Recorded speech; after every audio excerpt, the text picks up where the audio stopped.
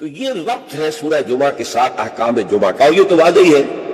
کہ در حقیقت اس سورہ مبارکہ کا نام ہی اس حکم جمعہ کے حوالے سے لیا گیا ہے۔ اچھا، اب اس میں حکم جمعہ کی اہمیت کیا ہے اس کو آپ سمجھیے۔ میں چند احادیث آپ کو سنا رہا ہوں۔ ترمذی شریف کی روایت ہے، من ترک الجمعہ ثلاث مرات تہاونا طبع اللہ علی قلبہ، جس شخص نے 3 جمعے چھوڑ دیے کثر کی وجہ سے، یعنی کوئی اور عذر نہیں ہے، بیماری نہیں تھی، مسافر نہیں تھا، کوئی نہیں عذر، تہاونا، بس وہ اس کی اہمیت کو نہ سمجھتے ہوئے، اس کو کہتے ہیں ہون، جو آسانی سی بات ہو، بس کوئی اہمیت نہ ہو جس کی، تم تہاونا طبع اللہ علی قلبہ، اللہ تعالیٰ اس کے دل پر مہر کر دے، اور یہ مہر کر دینا وہ بدترین سزا ہے جو بدترین کافروں کو دنیا میں دی جاتی ہے۔ ختم اللہ علی قلوبہم وطبع اللہ علی قلوبہم، یہ بدترین کافروں کی سزا ہے۔ جو مسلمان جمعے کی اہمیت کو نظر انداز کرتے ہوئے بغیر کسی عذر کے اگر وہ جمعہ چھوڑ دے گا 3 جمعے، تو اس کے دل پر مہر ہو جائے گا۔ من ترک ثلاث جمع تہاونا بها طبع اللہ علی قلبہ، پہلی روایت ترمذی کی تھی، یہ ابو داؤد اور نسائی کی ہے۔ وقال مالک، امام مالک نے موطا میں جو بات کہی ہے وہ یہ ہے کہ لا ادری عن النبی صلی اللہ علیہ وسلم ابلا الا انہ صفوان بن سلیم رضی اللہ عنہ قال من ترک الجمعۃ ثلاثا من غیر عذر ولا علت طبع اللہ علی قلبہ۔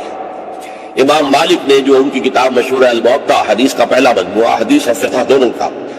اس میں کہتے ہیں امام مالک کہ میں یہ تو نہیں کہہ سکتا کہ یہ صفوان ابن سلیم نے رضی اللہ عنہ حضور سے سن کر کہا یا خود کہا، لیکن ان کا قول یہ ہے کہ جس نے بھی 3 جمعے ترک کر دیے بغیر کسی عذر کے، بغیر کسی بیماری کے، طبع اللہ علی قلبہ، اللہ تعالیٰ اس کے دل کے اوپر مہر کر دے گا۔ اور سب سے سخت حدیث یہ صحیح مسلم کی ہے، عبداللہ بن عمرو بن العاص اور ابو ہریرہ دونوں سے مروی رضی اللہ تعالی عنہما، انہما سمع النبی صلی اللہ علیہ وسلم، یہاں بالکل یہ مرفوع حدیث ہے کہ ان دونوں نے سنا حضور سے یہ فرماتے ہوئے لَيَنْتَهِيَنَّ أَقْوَامٌ مِّنْ غَدَرِ الْجُمُعَاتِ أَوْ لَيَخْتِمَنَّ اللَّهُ عَلَىٰ قُلُوبِهِمْ ثُمَّ لَيَكُونُنَّ مِنَ الْغَافِلِينَ، لوگ باز آ جائیں اپنی جمعے کی نماز کو ترک کرنے سے، ورنہ لازماً اللہ تعالیٰ ان کے دل پر ختم کر دے گا، مہر لگا دے گا۔ یہ وہی لفظ ہے جو سورہ بقرہ کی ابتدا میں آیا ہے، ان الذین کفروا سواء علیہم انذرتہم ام لم تنذرہم لا یؤمنون ختم اللہ علی قلوبہم وعلی سمعہم وعلی ابصارہم غشاوہ، وہ غافلوں میں سے ہو جائیں گے۔ اسی صحیح مسلم میں حضرت عبداللہ بن مسعود سے ایک اور روایت ہے، ان النبی قال لقوم یتخلفون عن الجمعۃ لقد حممت ان آمر رجلا يصلي بالناس ثم احرق على رجال يتخلفون عن الجمعۃ بیوتهم، حضور نے فرمایا میرا یہ دل چاہتا ہے کہ میں کسی اور شخص کو امامت کے لیے کھڑا کر دوں اور ان لوگوں کے گھروں میں جا کر ان کے سمیت آگ لگا دوں کہ جو جمعے کے اندر حاضر نہیں ہوتے۔ اب آپ ایک طرف حضور کی شخصیت کو دیکھیں، آپ کے اندر نرمی تھی، رقت تھی، شفقت تھی، محبت تھی، رأفت تھی، لیکن دوسری طرف سختی کا یہ عالم ہے کہ جمعے کی اہمیت تاکہ معلوم ہو جائے کہ جمعے کی اہمیت کیا ہے۔ یا ایھا الذین آمنوا اذا نودی للصلاۃ من یوم الجمعۃ فاسعوا الی ذکر اللہ وذروا البیع، اے ایمان کے دعوے دارو، جب پکارا جائے نماز کے لیے جمعے کے دن، مراد ہے نماز جمعہ، ویسے تو ظاہر بات ہے کہ اذان تو فجر کی بھی ہوگی، عصر کی بھی، مغرب کی بھی، عشاء کی بھی، یہاں مراد کیا ہے؟ نماز جمعہ کے لیے جب اذان دی جائے فاسعوا الی ذکر اللہ، لفظی ترجمہ تو ہوگا تو پھر دوڑ پڑو اللہ کے ذکر کی طرف، صحیح کے معنی دوڑنا ہے، لیکن یہ کہ چونکہ حضور نے صلی اللہ علیہ وسلم دوڑنے سے منع کیا ہے، لہذا لپکو، یعنی ہمتاً متوجہ ہو جاؤ۔ اب کوئی کاروبار دنیاوی تمہیں ذرا اس گاہک کو نپٹا لو، پھر نہیں، فوراً کاروبار بند۔ فرمایا فاسعوا الی ذکر اللہ وذروا البیع، کاروبار چھوڑ دو، ذالکم خیر لکم ان کنتم تعلمون، یہی تمہارے لیے بہتر ہے اگر تم سمجھو۔ اب دیکھیے، غور کیجئے اس میں کہ ہو سکتا ہے کوئی شخص، کوئی دکاندار بیچارہ صبح سے بیٹھا تھا، کوئی گاہک نہیں آیا، این جس وقت گاہک دکان میں داخل ہوا اسی وقت اب اذان جمعہ کی آواز آ گئی، اب بڑے سخت امتحان میں ہے وہ، لیکن فرمایا گیا ذالکم خیر لکم، بازاری گھاٹے کا سودا ہے، صبح سے بیکار بیٹھے تھے، کوئی گاہک نہیں تھا، اب آیا ہے کہ نماز کی اذان آ گئی، چھوڑ کے جانا پڑے گا۔ ضرور ہے کاروبار چھوڑ دینا، یہ لازم ہے، یہ حکم ہے، یہ واجب ہے، فرض ہے چھوڑ دینا،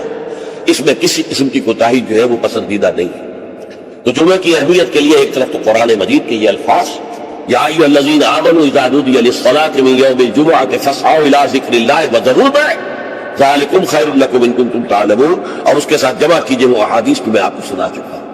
اگر 3 جمعے کسی مسلمان نے بغیر عذر کے، ہاں عذر ہو سکتا ہے، آپ بیمار ہیں تو آپ پر فرض نہیں ہے، آپ مسافر ہیں تو مسافر پر فرض نہیں ہے، آپ غلام ہیں کسی کے تو آقا کی اجازت کے بغیر نہیں جا سکتے، لہذا غلام پر بھی جمعہ فرض نہیں ہے، بچے پر بھی جمعہ فرض نہیں ہے، خواتین پر جمعہ فرض نہیں ہے، وہ اپنی ظہر کی نماز اپنے گھروں میں ادا کریں، جمعہ کی فرضیت نہیں۔ لیکن جس پر جمعہ فرض ہے اور پھر وہ صرف تہاوناً، کسل مندی یا اس کی اہمیت کو نہ سمجھتے ہوئے وہ اگر جمعہ مسلسل 3 ترک کر دے گا تو طبع اللہ علی قلوبہم بآدرا اور ختم اللہ علی لیفتن اللہ علی قلب، اللہ تعالیٰ اس کے دل کے اوپر مہر کر دے گا۔ اچھا، اس میں اب جو نوٹ کرنے کی بات ہے وہ یہ ہے، جمعے کو جمعہ بنانے والی شاید خطبہ جمعہ ہے، نماز تو ظہر کی نماز کا قائم مقام جمعہ ہے نا، ظہر کے 4 فرض ہیں اور جمعے کے 2 ہیں، تو نماز اصل شے نہیں ہے، اصل شے جو ہے خطبہ جمعہ ہے جس نے کہ جمعے کو اہمیت دی ہے۔ اسی کے خطبہ میں تعلیم ہوتی ہے، تلقین ہوتی ہے، جسے میں نے کہا اصل جو مقصد ہے یہ ہفتہ وار اجتماع ہے، اس ہفتہ وار اجتماع میں تازہ کرنا ہے اپنے نظریے کو، اپنے خیالات کو، اپنے نظریات کو، اپنے عقائد کو تازہ کرنا ہے، اسے پانی دینا ہے، سینچنا ہے، اور یہ کام در حقیقت خطبے کا ہے۔ ویسے یہ کہ تاریخی اعتبار سے جان لیجئے کہ اسلام جو ہے شروع سے اسلام ہے، حضرت آدم سے لے کر حضور تک اور آج تک اصل دین جو ہے وہ اسلام ہے، ان الدین عند اللہ الاسلام۔ یہ تو اسلام کے ایڈیشنز ہیں کہ ایک خاص احکام جو حضرت موسیٰ کو دیے گئے تو وہ اس وقت کے لوگوں کے لیے وہ لازم تھے، پھر وہ احکام جو ہے شریعت محمدی کی شکل میں آئے ہیں صلی اللہ علیہ وسلم تو ہم پر وہ واجب ہے، لازم ہے۔ لیکن یہ کہ یہ نظام جو ہے رہا ہے ان تمام مذاہب میں کہ ہفتے کے ایک دن کو فارغ کیا جائے اللہ کی یاد کے لیے، چنانچہ یہ حکم جمعہ ہی تھا کہ جو دیا گیا تھا امت موسوی کو علی نبی الصلوۃ والسلام، جمعہ کا دن تھا، ہمیشہ سے جمعہ ہی کا دن جو ہے وہ در حقیقت مقدس دن ہے، اور جمعہ ہی کا دن ہے کہ جو ابتدائے آفرینش سے چلا آ رہا ہے اس کام کے لیے۔ لیکن یہودیوں نے اپنی جو بھی شر پسندی تھی ان کے اندر، ان کے مزاج میں جو بغاوت تھی، ان کا جمعے کو چھوڑو جی ہفتہ کرو، تو اللہ تعالیٰ نے بھی جو ہفتہ ہی ان پر فرض کر دیا، اور ان کے ہاں یہ ہفتہ اتنا سخت تھا، جمعے کی مغرب کی نماز کے بعد سے لے کر اگلے ہفتے کی مغرب تک 24 گھنٹے